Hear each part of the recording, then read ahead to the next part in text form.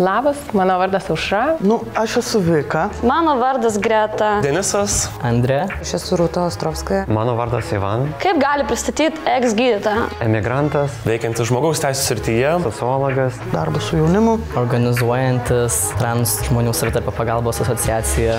Meno lauko žmogus. Tau čia gali baisiai žiauriai skambėti. Social activist. Man patinka visi gyvūnai, bet labiausiai katės.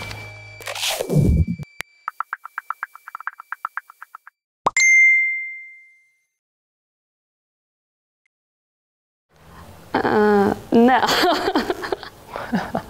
Su visom. Reikia sveikatos labai daug turėti, kad taip ir norėti, ir gailėti. Man atrodo, ne. Kaip jums dabar čia sekasi sėdėti prieš lesbietę?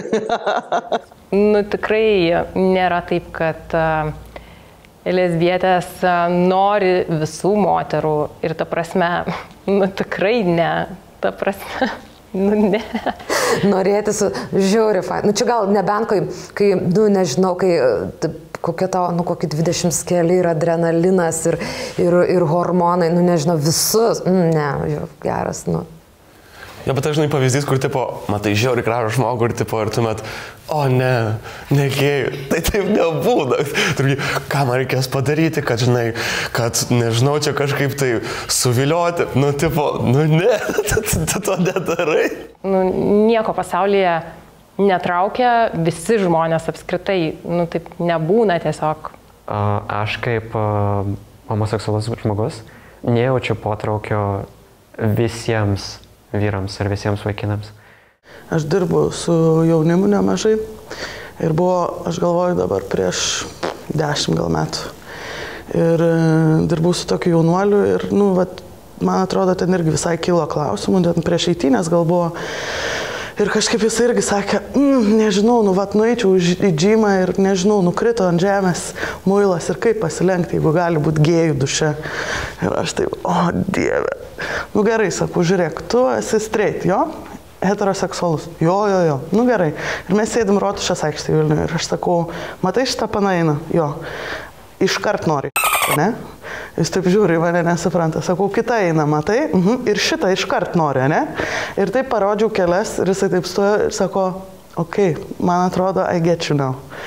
Tai, potraukis nėra vien tik apie lytinius organus ir potraukis yra apie žmonės, in the end. Čia jokingas klausimas, ta prasme, apskritai net nesinori kai kuriais apskritai žmonėm net bendrauti, būna net draugiškam santykiai ar profesiniam santykiai, tai kai tu gali norėti kiekvieno žmogaus ir, ta prasme, artimam santykiai, seksualiniam santykiai, nesvarbu, kad ir kas tai būtų, čia tiesiog yra neloginis teiginys visiškai.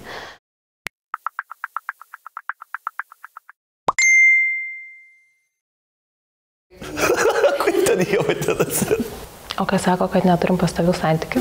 Kaip ten su jais būna, tai būna ir su homoseksualiais. Nežinau, apie ką čia kalbama, kas neturi pastovių santykių. Nekuriam pastovių santykių. Tada jums reikėtų, o vyrai su moterim kuria pastovius santykius, kam tada yra Tinderis, kam yra vienos nakties nuotykiai, ta prasme, kodėl tiek daug porų skiriasi, tai kodėl yra tokia prezumpcija, kad tik tais homoseksualios poros nekuria nuolatinio santykio. Čia biškai keista, nes tada vėlgi ignoruojam faktą, kad heteroseksualios poros įsiskiria. Nuolat. Labai dažnai. Dėl įvairių priežasčių. Kas per briedas, kad aš galiu išeiti gatvę, susitikti random, va čia aludė yra, random pasimti dėdą ir praktiškai nueiti į metrikacijos biurą ir susirašyti. Tai kokia čia šeima, kokia čia santuoka, koks čia orumas ir, absurdas. Čia aš nenoriu nuvalkoti tos frazės, mes norime gyventi oriai, bet iš tikrųjų tai mes tikrai ne antrarūšiai ir ne trečiarūšiai žmonės ir turime teisę absoliučiai, ta prasme taip, kaip mūsų konstitucijoje parašyta gyventi ir turėti visiškai lygias teises, tiek prieš įstatymą, tiek teises, tiek atsakomybės, tiesą pasakius.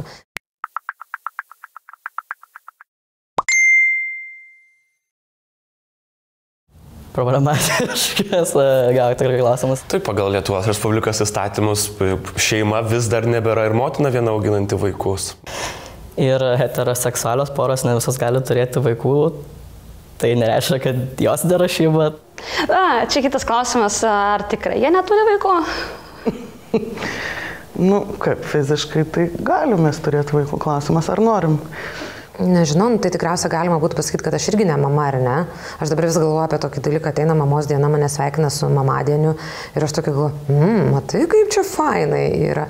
Bet mano vaikas, nors aš nesu biologinė jo mama, visada sako man mama ir aš prie to puikiausia priprantu ir aš matau dėl santykio jo su kitais žmonėmis ir su aplinka, kad, esu aš ją mama.